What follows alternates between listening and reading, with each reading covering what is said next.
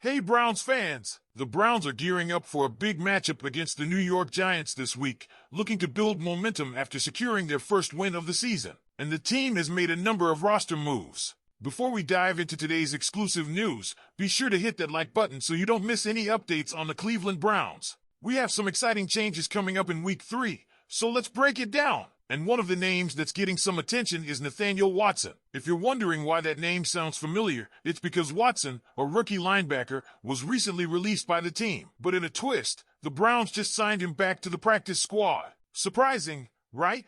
This move was reported by Chris Easterling of the Akron Beacon Journal, and it got some fans talking. Watson, a sixth-round pick out of Mississippi State, has yet to play a defensive tackle this season, but he has made appearances on special teams. So what's the deal with Watson? He was a first-team All-SEC player and even won the 2023 SEC Defensive Player of the Year award. The Browns spoke highly of him throughout training camp and the preseason, and many of us expected him to play a bigger role. So why was he released? It's just the way roster management works sometimes. The good news is that he was released and is back with the Browns. With the current situation at linebacker, any injury to Devin Bush or Jordan Hicks could see Watson elevated to the active roster. But that's not all. As we prepare for Sunday, the Browns also added 4 players to the active roster. Cleveland has been dealing with a few injuries, and with Week 3 coming up, these changes were necessary. Let's break it down. Running back Gary Brightwell and tight end Blake Whiteheart were signed to the active roster, while Tony Brown II and Jeff Swaim were promoted from the practice squad. With Pierre Strong Jr. dealing with a hamstring injury, Brightwell brings much-needed depth to the running back position. He has 164 career rushing yards and 92 career receiving yards, and he's ready to take a step up. At tight end, David Njoku is still out with that ankle injury from Week 1, so Whiteheart and Swaim are filling in. Whiteheart made his debut last week against Jacksonville, and Swaim was added to the practice squad a few days ago. Swaim has 100 games under his belt with over 800 yards and 6 touchdowns, so he brings solid experience to the position. And finally, Tony Brown II adds depth at cornerback. He's played in 61 NFL games and has 75 total tackles, 7 pass deflections, and 3 forced fumbles in his career. Hopefully none of these guys will need to play significant snaps on Sunday, but as we all know, anything can happen in the NFL. The Browns are riding high after a much-needed win against Jacksonville last week.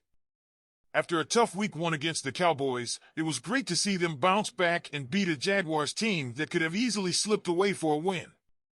While the offense is still trying to find its groove, the defense is looking as solid as ever, and we all know defense wins games. Looking ahead to Week 3, the Browns are facing a struggling Giants team. This is a great opportunity to build on that momentum and start a winning streak. With these new additions to the roster and some key guys stepping up, the Browns are in a good position to pick up another win. So, what do you think, Browns fans? What do you think of Nathaniel Watson's return, and what do you expect from these new additions to the roster as we take on the Giants? Now for the important updates on Jack Conklin's status and what to expect in our Week 3 matchup against the Giants, so let's get right to it.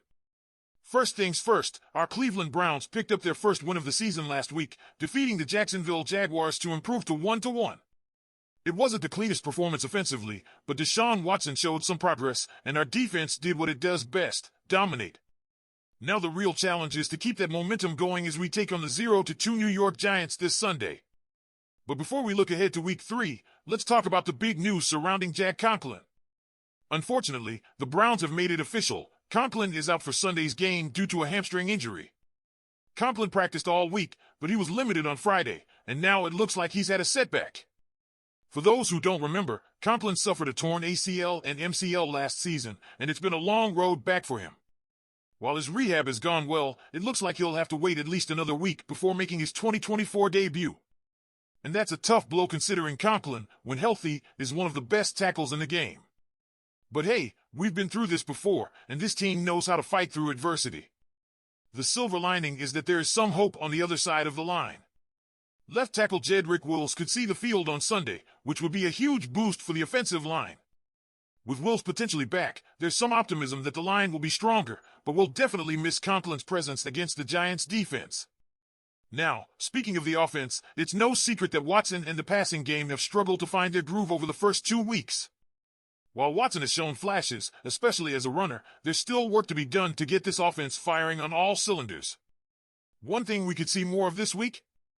A bigger role for wide receiver Jerry Jeudy.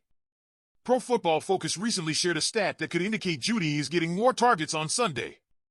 Jeudy ranks 16th among wide receivers in target rate when the defense generates pressure, and the Giants' defense ranks 7th in the league in pressure rate. What does that mean? Well, with the Giants likely bringing the heat, Watson could be looking at Jeudy more often as he tries to get the ball out quickly. Amari Cooper has been the guy with 17 targets through 2 games, but he's only caught 5 passes. So with the Giants applying pressure, shifting the focus to Jeudy could be a smart move to get this passing game going. Jeudy already leads the team with 98 receiving yards and has our only receiving touchdown so far, but we haven't really seen him break out with his new team. Sunday could be his chance. The Browns' offensive line has struggled to protect Watson at times, especially with Conklin and Wills out, so getting the ball quickly to guys like Jeudy could be key to keeping the chains moving. With a defense like the Giants that loves to press, Judy's quick routes and ability to create separation could make him the guy Watson turns to when the going gets tough. Now, Browns fans, we have a lot riding on this game. Pulling off back-to-back wins would give us some much-needed momentum and set us up for a strong run. The defense has been carrying the load, but we know that for this team to be a serious playoff contender, the offense needs to find its feet. And that starts with Watson getting more comfortable and finding his groove with receivers like Jeudy and Cooper. What do you think? Will Jack Conklin's absence hurt us more than expected, or will the offensive line hold up against the Giants' passing pressure? And do you think Jerry Jeudy will finally have his breakout game in Week 3? Leave your thoughts in the comments below. Everyone in Cleveland is eagerly awaiting the return of superstar running back Nick Chubb from his brutal knee injury last season.